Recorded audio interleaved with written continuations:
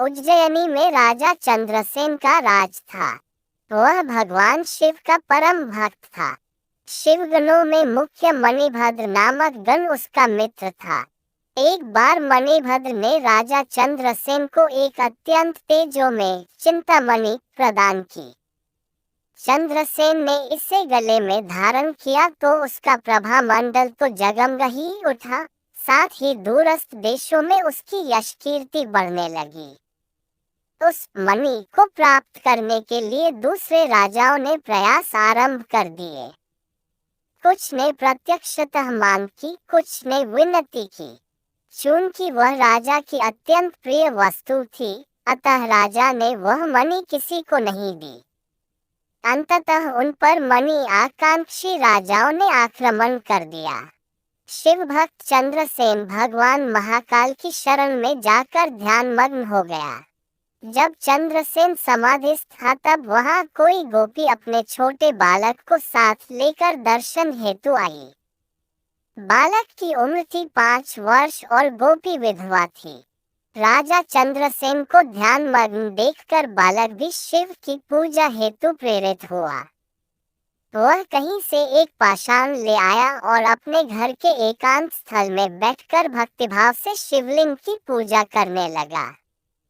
कुछ देर पश्चात उसकी माता ने भोजन के लिए उसे बुलाया, किंतु वह नहीं आया।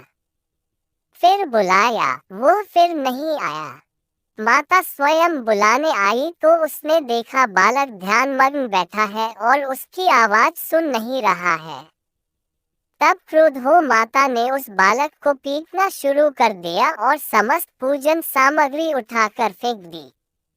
ध्यान से मुक्त होकर बालक चेतना में आया तो उसे अपनी पूजा को नष्ट देखकर बहुत दैख हुआ।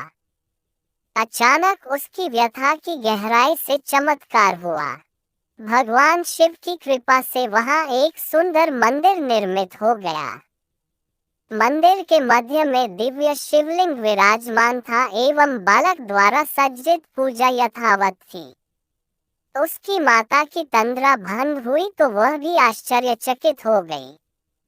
राजा चंद्रसेन को जब शिवजी की अनन्य कृपा से घटित इस घटना की जानकारी मिली तो वह भी उस शिवभक्त बालक से मिलने पहुंचा। अन्य राजा जो मणि हेतु युद्ध पर उतारू थे वे भी पहुंचे। सभी ने राजा चंद्रसेन से अपने अपराध की क्षमा मांगी और सब मिलकर भगवान महाकाल का पूजन अर्चन करने लगे। तभी वहां राम भक्त श्री हनुमान जी अवतरित हुए और उन्होंने गोप बालक को गोद में बैठाकर सभी राजाओं और उपस्थित जन समुदाय को संबोधित किया। ऋते शिव नान्यतमा गतिरस्ति एवं गोप सुतोदिष्ट्या शिव पूजा विलोक्य च अमंत्रेणापि संपूज्य शिव ताश भक्तव्रा शंभोर गोपाना कीर्तिवर्धनः इह भुक्त्वा भोगानन्ते मोक्षं वाप्स्यति अस्य वंशिष्टं भावी नंदो नाम महायशः प्राप्स्यते तस्य पुत्रत्व कृष्णो नारायणः। अर्थात शिव के अतिरिक्त प्राणियों की कोई गति नहीं है। इस गोप बालक ने अन्यत्र शिव पूजा को मात्र देखकर ही बिना किसी मंत्र अथवा विधि विधान के शिव आराधना कर शिवत्व सर्ववेद मंगल को प्राप्त किया है। यह शिव का परम श्रेष्ठ भक्त समस्त गोपजनों की कीर्ति बढ़ाने वाला है।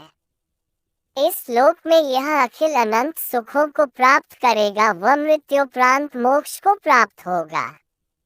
इसी के वंश का 8वां पुरुष महायशस्वी नंद होगा, जिसके पुत्र के रूप में स्वयं नारायण कृष्ण नाम से प्रतिष्ठित होंगे। कहा जाता है भगवान महाकाल तभी से उज्जैनी में स्वयं विराजमान है। हमारे प्राचीन ग्रंथों में महाकाल की असीम महिमा का वर्णन मिलता है। महाकाल साक्षात राजाधिराज देवता माने गए हैं।